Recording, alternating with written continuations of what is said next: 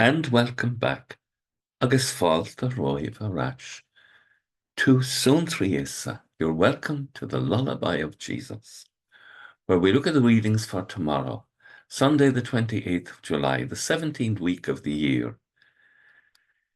The first reading tomorrow is taken from the second book of Kings, and it tells us how the prophet Elisha was able to feed the people from a small amount of food, and that this is the work of God in his life. And in the gospel then, when Jesus does the same, the people are able from their history to recognize that Jesus is like Elisha, an anointed one of God. And so that God is working in what Christ is doing. And so they actually want to make him king. And he escapes from them. The psalm tomorrow speaks of the generosity of God. Psalm 145. You open wide your hand, O Lord, and grant our desires. And the psalm itself says, you open wide your hand and grant the desires of all who live. The letter to the Ephesians, chapter 4, is beautiful. First of all, Paul is speaking from prison. I, the prisoner in the Lord, implore you to lead a life worthy of your vocation. Bear with one another charitably in complete selflessness, gentleness, and patience. Patience is so important. It's one of the beautiful qualities of God. Do all you can to preserve the unity of the Spirit. How? By the peace that binds you together. And then we have this beautiful statement.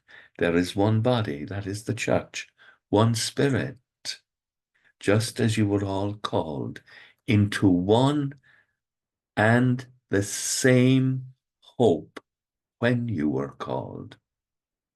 There is one Lord, one faith, one baptism, and God who is Father of all, over all, through all, and within all. What a powerful statement of faith we have in Ephesians chapter 4.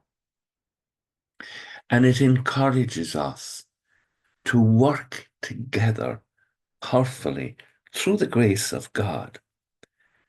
And that as we do so, our bonds of love with one another are deepened by the respect we bear one another. This love is a witness to the presence of God among us, just as Christ, being able to multiply the loaves and fishes, identified him to the people as someone who was the anointed of God. If we are faithful and we bear witness, as Paul is asking, by our love for one another and our unity, we will too become a sign in the world. With thoughts such as these, let us go to our beds, and let us pray that we shall indeed awaken in the morning with the praise of God on our hearts and on our lips. Agus gamana dia ila cóchtach sév, ahar mach agus spirit nave. Amen. Slán go fóill. Bye for now.